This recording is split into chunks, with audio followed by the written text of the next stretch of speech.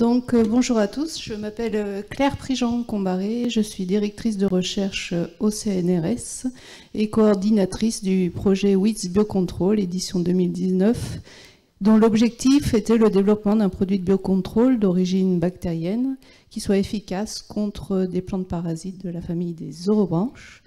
Et les travaux que je vais vous présenter sont ceux qui ont été réalisés par Tristan Lurti, qui était postdoc sur le projet. Et ces deux partenaires, l'écologie microbienne, donc mon laboratoire, et un industriel, Greencell, qui est reconnu pour la production de micro-organismes par fermentation.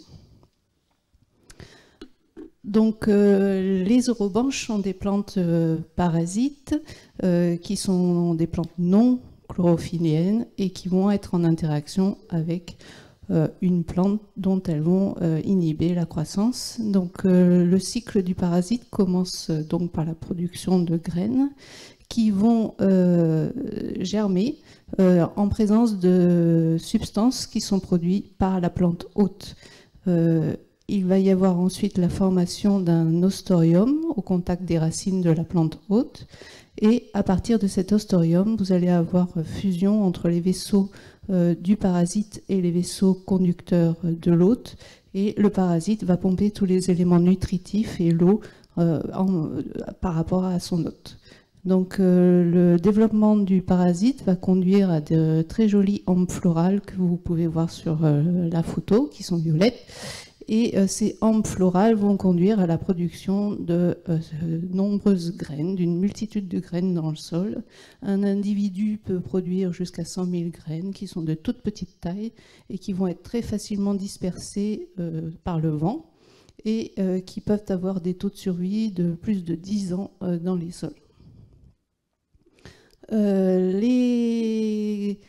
Les plantes parasites peuvent affecter de nombreuses grandes cultures, en particulier le colza et le tournesol. Et vous voyez sur la carte à gauche la distribution des populations d'orobranches qui sont surtout réparties dans l'ouest de la France et aussi en Europe dans les pays de l'Est. Les impacts sur les cultures sont majeurs, avec des pertes économiques qui sont importantes et des rendements qui peuvent être affectés à 100%. Pour l'instant, il existe peu de moyens de lutte disponibles contre ces plantes parasites.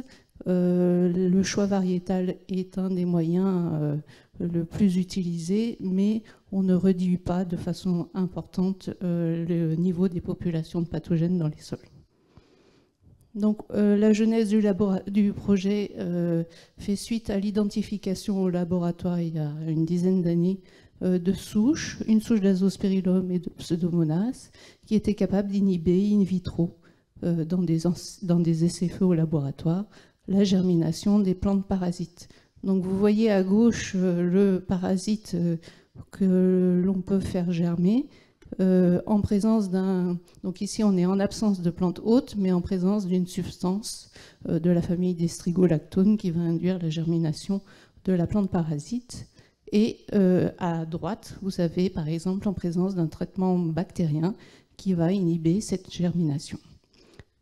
Ces premiers travaux ont été brevetés et par ailleurs on travaillait déjà avec la société Greencell, avec lequel on avait différents projets de collaboration, et ils ont été intéressés par ces travaux, et c'est comme ça que s'est construit le projet WITS Biocontrol.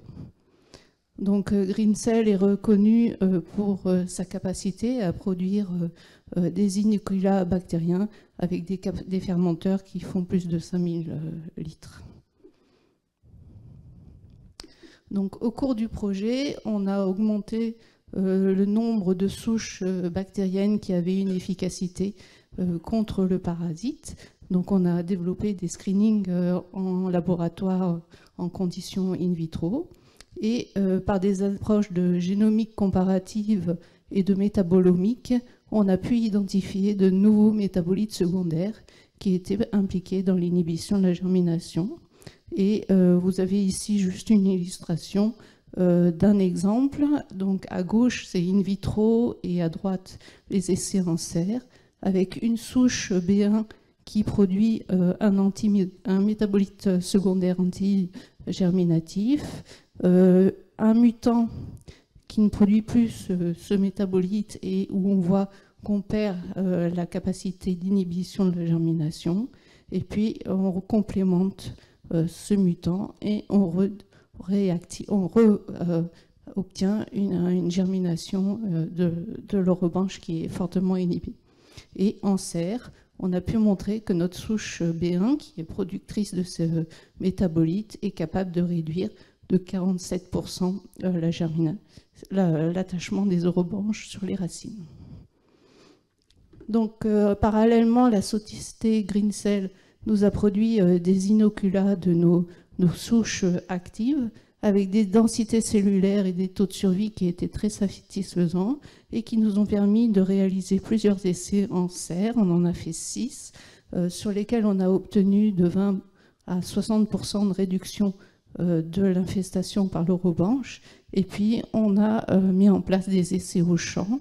Un premier dans l'année 2021, qui s'est terminé en juin 2022, et 2 sont actuellement en cours.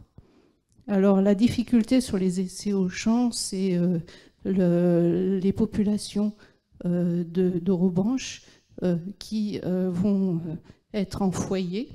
Et donc, c'est très difficile, du coup, d'avoir la réalisation de ces essais, puisqu'on ne contrôle pas la répartition des populations de pathogènes. Donc, vous avez, par exemple, ici, l'illustration de la condition contrôle, où on a juste le formulant, et vous voyez qu'on a des niveaux de population du pathogène qui sont très différents. Et par exemple, notre impact de notre souche B3, on peut avoir des fois des niveaux d'infestation qui vont être supérieurs en présence de notre inoculum par la condition témoin, et inversement dans un autre nombre de parcelles. Donc il faut vraiment multiplier les essais au champ. Et donc, notre intérêt maintenant, c'est d'étendre ces résultats à d'autres pathosystèmes. Et puis, on cherche aussi à analyser l'impact environnemental de nos inoculats en faisant des analyses de communautés microbiennes sur les essais au champ. Et on développe aussi les méthodes de suivi des souches par qPCR.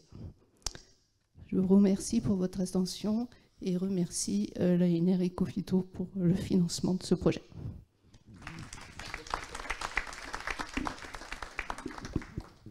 Est-ce qu'il y a une question sur Internet? Non. Alors moi j'en ai une, Claire, juste sur comment est-ce qu'on peut penser à amener le produit au bon endroit. Alors, pardon. Là, on a travaillé surtout sur une application en foliaire sur des plantules de quelques jours, enfin semaines plutôt. Mais on cherche à développer des inoculats sur semences maintenant, qui pour moi serait la solution d'avenir pour pouvoir avoir une interaction très précoce. Donc ça veut dire que pour l'instant le produit il est systémique, il est capable de migrer dans les systèmes racinaires dans toute la plante. Ok. Merci beaucoup.